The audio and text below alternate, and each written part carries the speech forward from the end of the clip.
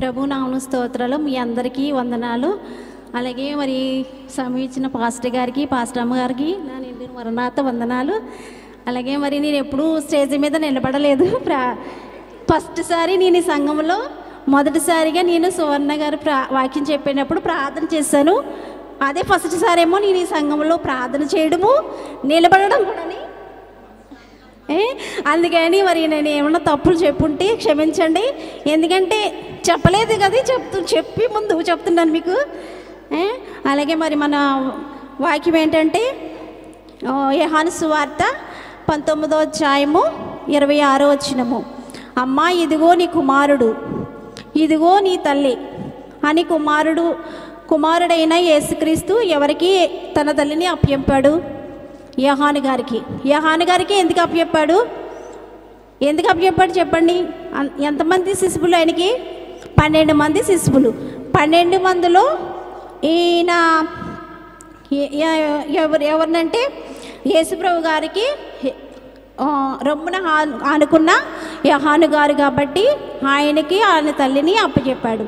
అలాగే మరి ఆయన తల్లిని ఎంత ప్రేమిస్తారు? అందరూ ప్రేమిస్తారు తల్లిదండ్రులను ప్రేమించాలి, తల్లిదండ్రులని సన్మానించాలి అని వాక్య గ్రంథంలో ఎన్నో మర్మాలు ఉన్నాయి. మరి అలాగే మరి ఆయన ఎంతగానో తల్లిని ప్రేమించాడు కాబట్టి ఆయన అంతమంది శిశువుల కంటే గొప్పవాడు ఎవరని?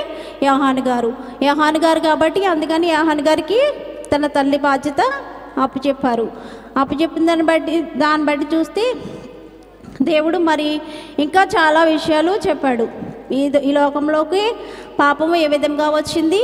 ఆది కాండంలో నుండి 3వ అధ్యాయము అక్కడ నుండి పాపం మొదలయ్యింది.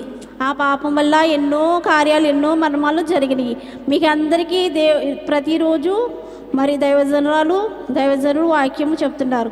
అలాగే నిర్మకాండము 20:12 అధ్యాయంలో నీ తల్లిని నీ తండ్రిని సన్మానింపు అని ఉంది. అలాగే ద్వితీయోపదేశకాండము 6:16లో కూడా నీ తల్లిని నీ తండ్రిని సన్మానించాలి. మన తల్లిదండ్రులు ఎలాగ సన్మానిస్తున్నాము, తల్లిదండ్రుల పట్ల మనం ఎలా ఉంటున్నాము, పిల్లల పట్ల మనం ఎలా ఉంటున్నాము, మరి పిల్లల్ని ఏ విధంగా మనం పెంచగలుగుతున్నాము, అలాగే మరి దేవుళ్ళు పెంచగలుగుతున్నామా లేకపోతే లోకాచారంగా మనం పెంచుతున్నామా? దేవుళ్ళు మనం పెంచాలి. ఎందుకంటే ఇదివరకు రోజులు వేరు, ఇప్పుడు రోజులు వేరు. భయంకరమైన దినాల్లో ఉన్నాం, మనం దుర్దినాల్లో ఉన్నాము. కాబట్టి మన పిల్లల్ని దైవికంగా దేవుని వాక్యంలోనూ పెంచాలి. అలాగే మరి పిల్లలు కూడా తల్లిదండ్రుల పట్ల, పెద్దల పట్ల గౌరవంగా ఉండాలి. అలాగే మరి దేవుడు కృపను బట్టి మరి ఇంకా చాలా మర్మాలు దేవుడు మరి తెలియపరిచాడు. అలాగే మరి యోహాను గారికి తల్లిని అప్పచెప్పినప్పుడు తల్లి ఎంతో ఆనందపడ్డది. ఎందుకని? దేవుడు వారిద్దరి మధ్యన ఏమున్నది?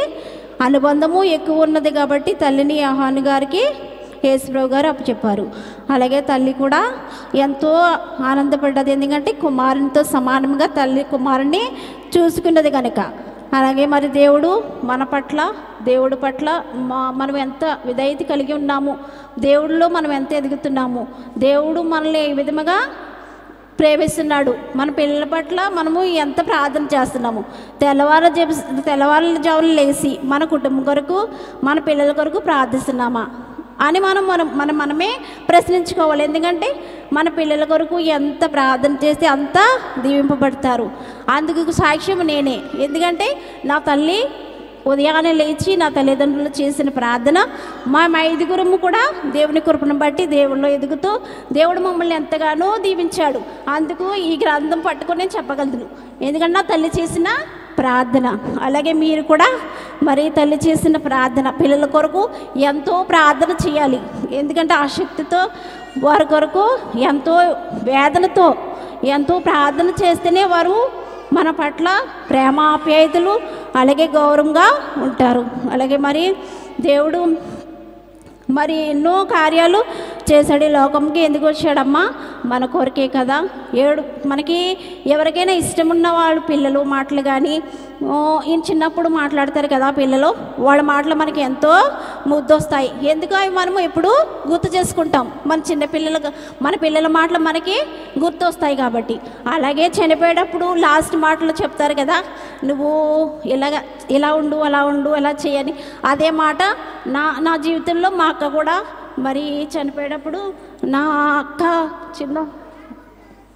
చిన్న అమ్మాయికి అలాగే చాలా మాటలు, ఎందుకంటే ఆమె ఉంది చనిపోయేటప్పుడు అక్క, ఎన్నో మాటలు ఎన్నో విషయాలు చెప్పిందంట. నేను ఇంకా దేవుడు నన్ను పిలుస్తున్నాడు, పరలోక రాజ్యాన్ని నేను వెళ్ళిపోతున్నాను, నువ్వు జాగ్రత్తగా ఉండు, సంఘాన్ని జాగ్రత్తగా చూసుకొని బిడ్డకి ఒక బాధ్యత అప్పచెప్పి లాస్ట్ మాటలన్నీ చెప్పడంతో ఆ బిడ్డ ఇప్పటికి కూడా ఏడుస్తూనే ఉంటుంది.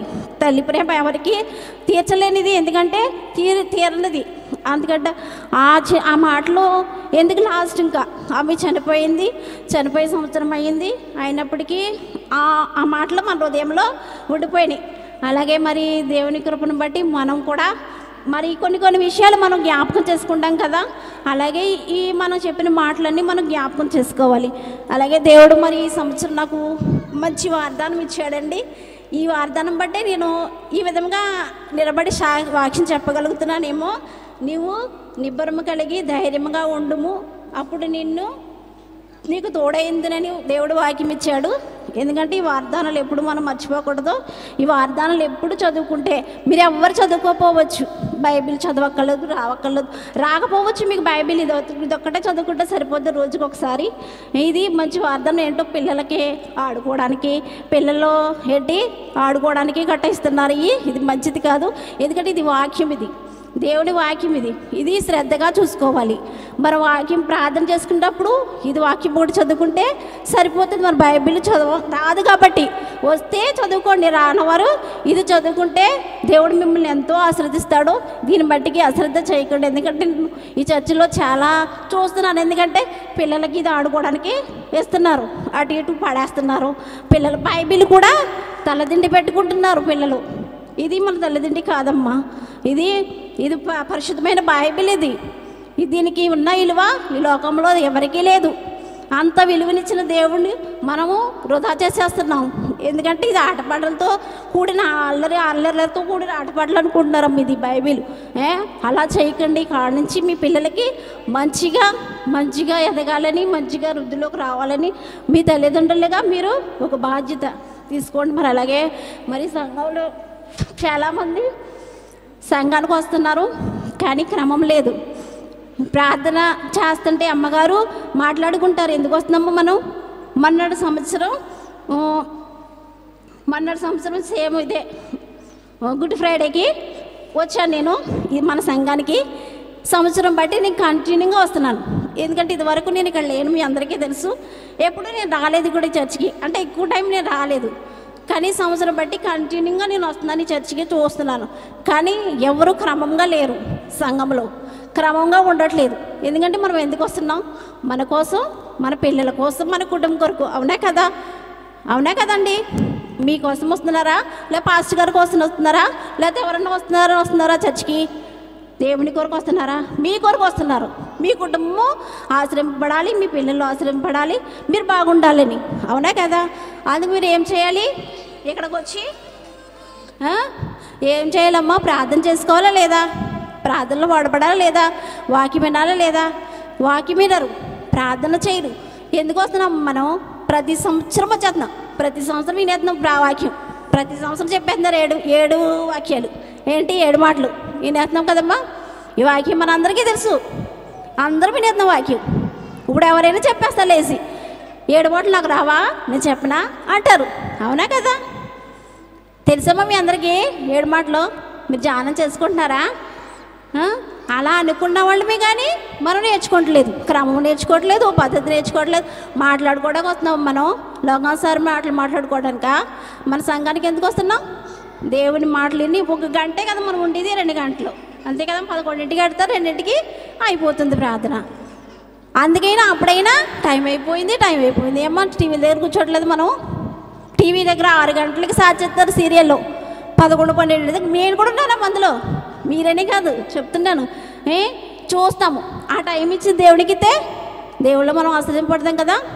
అలా మనం ఆశ్రయింపడాలంటే దేవుడి వాక్యం మనం తెలుసుకోవాలి, దేవుళ్ళో ఎదగాలి.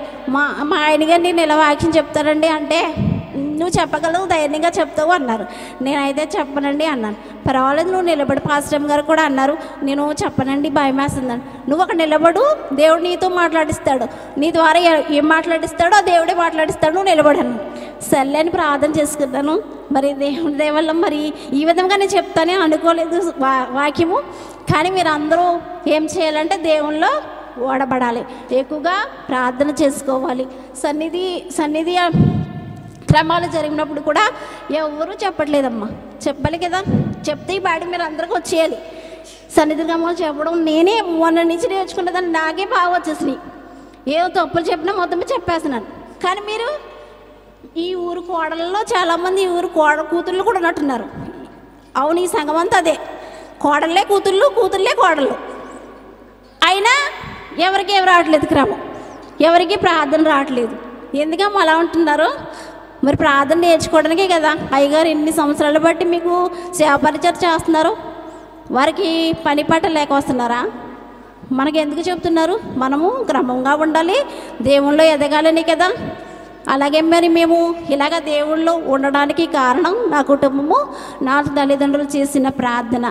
అలాగే మరి మేము కుటుంబం అంతా ఇలాగ ఆశీర్వదింపబడ్డాము. మేము 5గురు అంటే అది నా తల్లిదండ్రులు చేసిన ప్రార్థన. వాళ్ళు చేసిన ప్రార్థన వల్లే దేవుడు మమ్మల్ని ఒక ఉన్న స్థితిలో పెట్టాడు. ఎందుకంటే అది మట్టి నేను ఖచ్చితంగా చెప్పగలను. ఎందుకంటే నా తల్లి చిన్నప్పటి నుంచి ప్రార్థన జీవితంలోనే పెరిగింది. నా తండ్రి కూడా అలాగే మా అన్నయ్యలు కూడా దేవుని సేవలో ఉద్యోగాలు చేసుకున్నా కానీ వాళ్ళు దేవుని పరిచయంలో ఎంతగానో వాడబడతారు. ఎందుకంటే దేవుడు మాకు ఇచ్చిన ప్రణాళిక అలాంటిది. దేవుడు మేము కూడా ఇంకా దేవుళ్ళు ఎదగాలని. మరి మా ఆయన గారి గురించి చెప్పాలంటే కొన్ని మాటలు మీకు అందరికీ తెలుసు. కానీ ఆయన ఏ చెడలవాట్లు లేవు. కానీ ఒకటి ఏంటంటే పేకాట. ఆయన ఎక్కువ పేకాట ఆడేవారు. మీ అందరికీ తెలుసు ఆయన పేకాట తప్ప ఆయనకి ఏ అలవాట్లు లేవు. అయితే పేకాట ఆడేటప్పుడు నా దగ్గర చాలా డబ్బులు తీసుకెళ్ళిపోయేవారు. నీ చేతితో ఇస్తే డబ్బులు వస్తాయని. అలా నేను కూడా ఇచ్చేదానండి, ఏంటి ప్రోత్సహించేదాన్ని. కానీ మా అమ్మ అయితే ఏడ్చేది, నా కూతురు జీవితమో ఏమైపోతుందో, ఈయన ఇలాగ పేకాట ఆడేస్తున్నాడు, ఇలాగే ఉంటాడేమో, మారడేమో అనుకునేది మా అమ్మ. అయితే చాలా ప్రార్థన చేసేది. అలాగా మా అక్క కూడా దేవుళ్ళో చాలా బలపరిచిందంటే మా ఆయన్ని. ఎందుకంటే ఆయనకి వాక్యం తెలీదు, అలాగే దేవుళ్ళో అంత ఎదగడం తెలీదు. మా అత్తగారు కూడా అంత దేవుళ్ళో అంత ఎదగడం అంటే తెలియదు. ఇప్పుడంటే దేవుళ్ళో చాలా భక్తిగా ఉంటున్నారు ఆవిడ. ఒకప్పుడు లోకానుసారమైన జీవితం అంటే దేవుడిని చర్చకొచ్చాము, వెళ్ళాము, ఉన్నాము అన్నట్టుగా వచ్చేవారు. అంటే అంత హృదయపూర్వకంగా దేవుని సన్నిధికి ఎప్పుడు వచ్చి ఉండరు నాకు తెలిసి.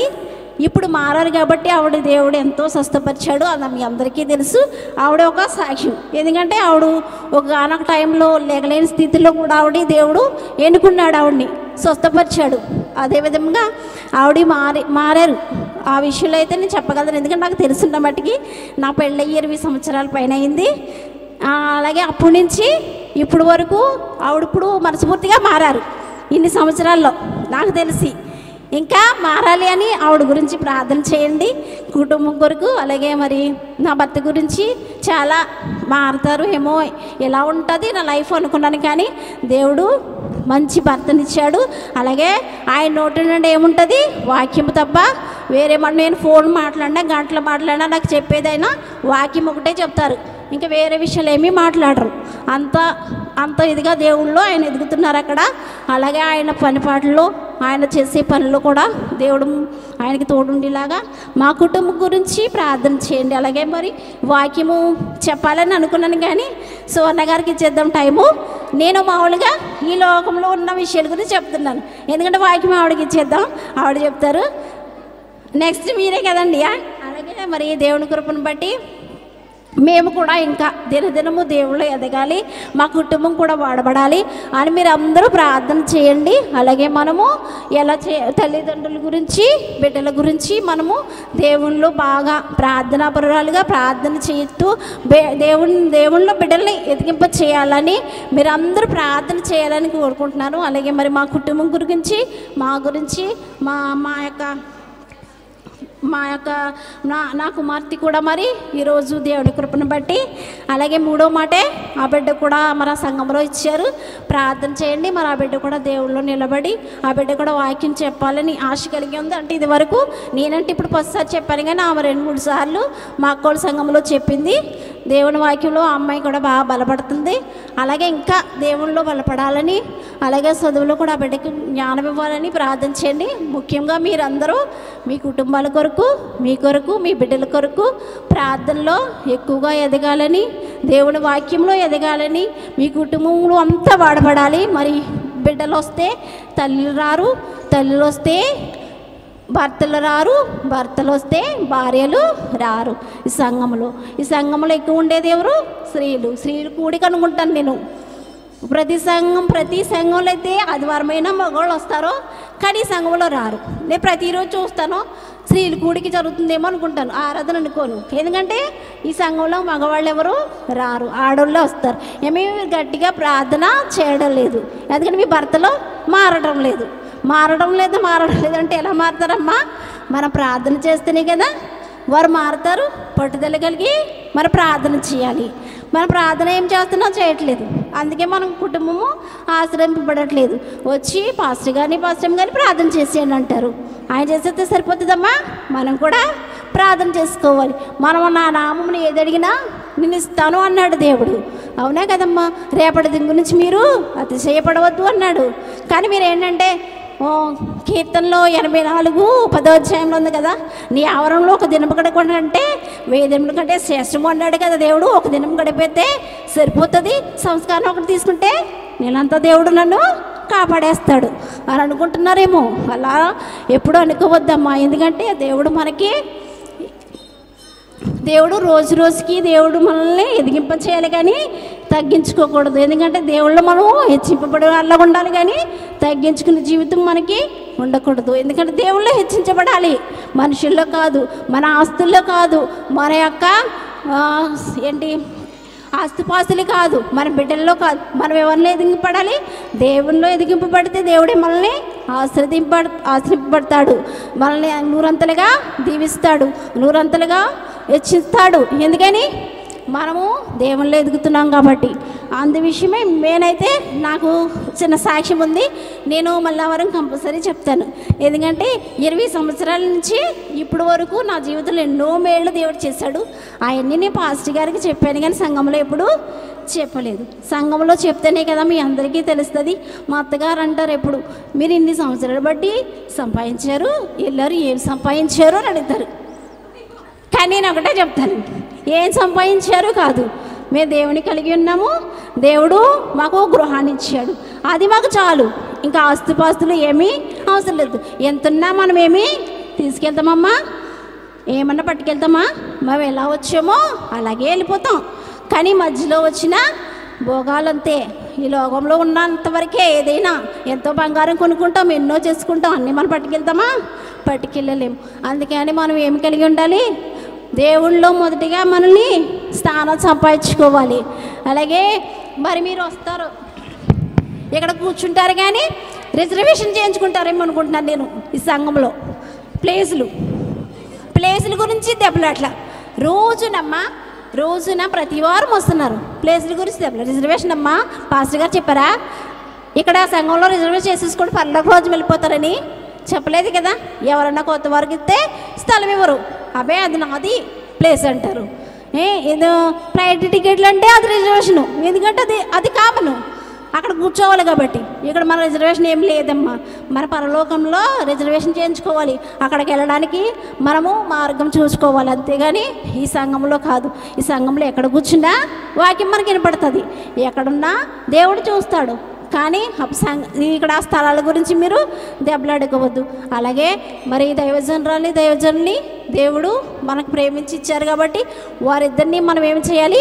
సన్మానించాలి, వారిద్దరినీ మనము గౌరవించాలి. ఎందుకంటే వారి పట్ల మనం ప్రేమ ఆప్యాయతలు కలిగి ఉండాలి, వారిని ద్వేషించే వాళ్ళగా మనం ఉండకూడదు. ఎందుకంటే నా జీవితంలో నేను ఎంతోమంది దైవజనులకి పరిచర్య చేశాను, ఎంతో ప్రార్థన చేయించుకున్నాను. అందుకే దేవుడు నన్ను ఈ విధంగా నిలబెట్టాడేమో అనుకుంటాను. అలాగా మనం ఉండాలి. ఎందుకంటే దైవజనురాల్ని సన్మానిస్తే దేవుడు మనకి అధికమైన ఆశీర్వాదాలు ఇస్తాడు. వాళ్ళు ద్వేషించకూడదు, వాళ్ళ మీద లేనిపోని మాటలు మనం చెప్పకూడదు. ఎందుకంటే వారు మన కొరకు ఎన్నుకున్న దైవజనుడు కాబట్టి వారి కొరకు తప్పుడు ప్రచారము, తప్పుడుగా మాట్లాడుకోవడం వల్ల మనకేంటి ప్రయోజనం ఏమీ ఉండదు. కానీ దేవుడు మనకి చూపిస్తాడు ఒక ఆనక టైంలో ఇంత టైం చేసేస్తున్నారు పాస్టర్ అమ్మ గారు ప్రార్థన, ఇంత టైంలో ముగిస్తున్నారు. అది దేవుడు నడిపింపు. ఎందుకంటే ఇక్కడ నిలబడే వారికే తెలుస్తుంది. ఇప్పుడు మాకు 10 నిమిషాలు టైం ఇచ్చారు, ఇప్పుడు ఎంత టైం అయింది, అలా నడిపించేస్తాడు దేవుడు అంతే. ఎందుకంటే నడిపింపు ఇక్కడ ముగించలేము. మరి ఈయన చెప్పారు కదమ్మా సగపెద్ద గారు, గంట చెప్పారు. ఎందుకు చెప్పారు? ఆయనకి నడిపింపు అలా దేవుడు నడిపించాడు. ఆయన ఎందుకు చేసిన అయ్యగారి గురించి చెప్పారు. ఆయన వాక్యం చెప్పలేదు, కొద్దివే చెప్పారు. కానీ అయ్యగారి గురించి మనకు తెలియదు కాబట్టి కొన్ని విషయాలు తెలియని చెప్పారు. అది ఎంత నడిపింపు, దేవుని యొక్క నడిపింపు. అంతేగాని ఆయన ఎంతసేపు చెప్తున్నారు మనం అనకూడదు. ఎందుకంటే అది దేవుని యొక్క ప్రణాళిక. అది లేకుండా మనం ఏమీ చేయలేము. దేవుని కృపను బట్టి మరి నేను వాక్యం చెప్పకూడదని అనుకుని వచ్చి ఈ విషయాలు చెప్పాలనే వచ్చాను. దేవుని కృప బట్టి మరి వాక్యానికి మరి సువర్ణ గారికి టైం ఇచ్చేద్దాము. అలాగే దేవుని కృపలో మనం ఇంకా మేము దేవుళ్ళు వాడబడాలని మరి నేను మళ్ళా వారం మీ అందరికీ నా జీవితంలో జరిగిన సాక్ష్యం చెప్తాను. దేవుని కృపను బట్టి మీరు అందరూ మరి మీ గురించి నేను ఏమన్నా తప్పుగా చెప్పుంటే నన్ను క్షమించండి. అలాగే నా మాటలు ఏమన్నా మీకు అర్థం అవి ఉంటాయి. ఎందుకంటే నేను లోకానుసారి మాటలే చెప్పాను, బైబిల్లో విషయాలు ఏమి చెప్పలేదు. ఎందుకంటే మనము తల్లిదండ్రులుగా పిల్లల పట్ల మనము ప్రేమ కలిగి ఆప్యాయత కలిగి తల్లిదండ్రుల్ని పిల్లల్ని జాగ్రత్తగా పెంచుకోవాలి. అలాగే పిల్లలు తల్లిదండ్రుల్ని సన్మానించే బిడ్డలుగా ఉండాలి. అలాగే నా కుటుంబం కూడా దేవుళ్ళు ఆశ్రయింపడారు. ఎందుకు? నా తల్లి చేసిన ప్రార్థన వల్ల మేము ఈ విధంగా ఉన్నామంటే అది నా యొక్క తల్లి చేసిన ప్రార్థన. అలాగే మీరు కూడా మీ బిడ్డలు మీ కొరకు సాక్ష్యం చెప్పే తల్లిలాగా మీరు ఉండాలి. ఎందుకంటే నా తల్లి చేసిన ప్రార్థన నేను దేవుళ్ళని ఈ విధంగా ఆశ్రయింపబడ్డాను. నా తల్లి నా విషయంలో ఎంతో మేలు చేసింది, ఎంతగానో ప్రార్థించిందని మీ కొరకు నీ కుమార్తె నీ కుమారుడు సంఘంలో సాక్ష్యం చెప్పే విధిగా మీరు పెంచుకోవాలి. అలాగే మరి మీ బిడ్డలను ఎంతో చక్కగా మర్యాదగా పెంచుకోండి. అలాగే క్రమంగా పెంచుకోండి. క్రమంగా ఉందాము. ఇక ఆడ నుంచి అందరము ఒకే మనసుతో ఒకే విధముగా సంఘములో మనది ఈ సంఘం అని అనుకుని ప్రార్థనలో నడుచుకుందాము. అలాగే దేవుడు ఈ చిన్న వాక్యం దేవుడు దీవించును గాక. ఆమేన్.